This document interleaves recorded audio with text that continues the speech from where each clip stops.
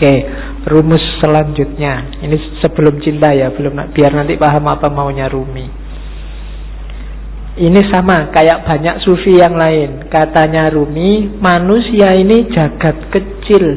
Bahasa filsafatnya mikrokosmos, alam sohir. Alam semesta ini alam kabir.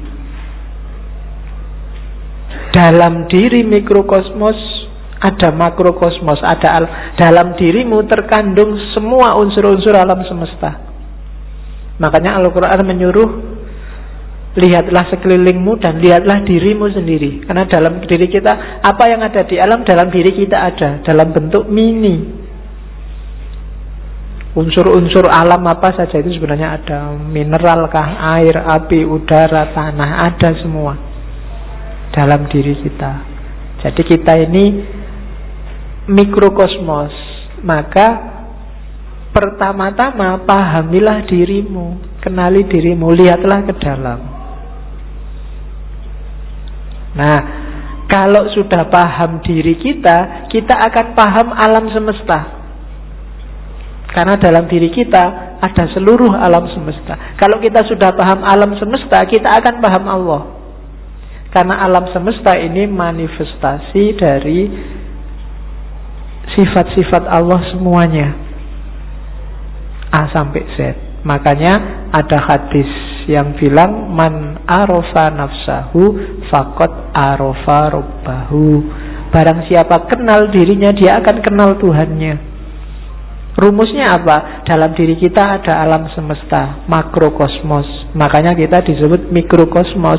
Begitu kita paham makrokosmos dan mikrokosmos, kita akan paham tentang Tuhan. Kenapa? Karena alam semesta ini isinya adalah manifestasi dari semua sifat-sifat Tuhan. Tuhan yang penyayang, Tuhan yang pemaaf, Tuhan yang teliti, Tuhan yang maha adil, dan seterusnya. Itu kan ada di alam semesta ini.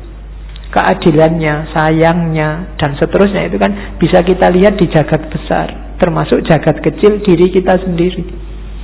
Betapa telitinya Allah. Misalnya matahari itu kalau lebih dekat 10 cm aja dari bumi tidak akan kuat, dia akan terbakar dan kalian tidak bisa hidup. Atau dia lebih jauh 10 cm saja, bumi juga tidak akan ada kehidupan, pasti akan beku. Kok matahari bisa pas begitu? Itu ketelitian Allah. Tidak mungkin nggak sengaja. Itu iseng aja, Pak, nggak sengaja. Tidak, itu Allah yang teliti. Tubuhmu kan juga teliti. Sikunya pas gini, coba sikunya di sini, mungkin kamu ya susah, ya kan? Kenapa yang tumbuh terus rambut ini kok nggak tumbuh terus? Kalau jenggot bisa panjang, tapi ini nggak bisa panjang, dan seterusnya. Itu kan ketelitian Allah. Dalam alam sohir dan alam kabir, kamu bisa membaca semua tanda itu dan menemukan Allah dan memahami Allah. Maka man arofa nafsahu faqad arofa robbahu. Jadi manusia sebagai mikrokosmos dan makrokosmos. Maka hakikatnya kita dan alam itu levelnya sama. Jangan mengeksploitasi alam, jangan merusak. Itu apa? Karena ini bagian dari kita, termasuk dengan sesama. Kita dan masyarakat yang lain itu satu. Kita dan alam semesta itu satu. Hanya kita dalam bentuk mini. Oke, saya lanjutkan karena malam ini materinya agak banyak. Ini kalimat yang saya suka dari Rumi. Jangan engkau seperti iblis, hanya melihat air dan lumpur ketika memandang Adam. Lihatlah di balik lumpur beratus-ratus ribu taman yang indah.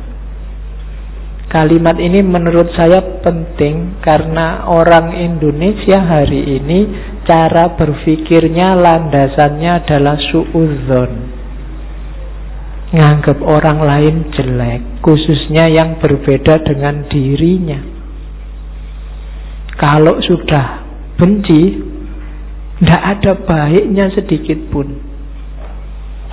Itu disindir oleh Rumi. Orang kayak gini, kayak iblis yang melihat Adam hanya dari sisi air dan lumpurnya, tidak melihat bahwa siapapun itu kalau manusia, di balik yang fisik yang kelihatan, mungkin yang kurang ajar, yang jahat, yang ada entitas ketuhanan.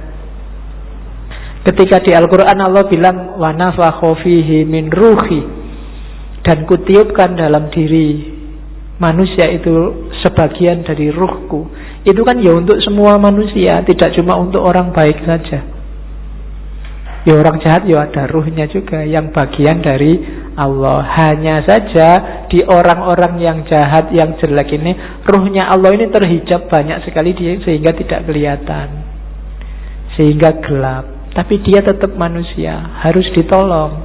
Tidak kayak iblis, dilihat jeleknya saja pokoknya. Nah, yang melihat jeleknya saja itu hanya melihat air dan lumpurnya Adam. Padahal Adam itu punya ribuan, ratusan ribu taman yang indah. Manusia itu indah, kehidupan manusia juga indah. Ya kita sendiri yang sok-sok merusak dengan nafsunya tentunya ya. Hari ini kita sering jadi iblis. Kita ya jangan nunjuk orang lain. Biasanya nek wis benci kan terus gak ono api belas. Sejahat apapun orang, pasti ada sisi-sisi tertentu dalam hidupnya yang masih baik. Perampok, pembunuh itu kalau pas dia makan, ya ketika dia makan ini baik, wong dia memelihara jasad titipan Allah dalam dirinya. Waktu dia pulang, misalnya punya anak kecil terus dulang anaknya, itu ya baik. Mungkin terus dia mandi, menjaga kebersihan, itu kan juga baik. Mungkin di antara hasil curiannya eman-eman ini, sodako sebentar tetanggaku ada yang tidak, iki yo apik meskipun barang colongan itu tadi.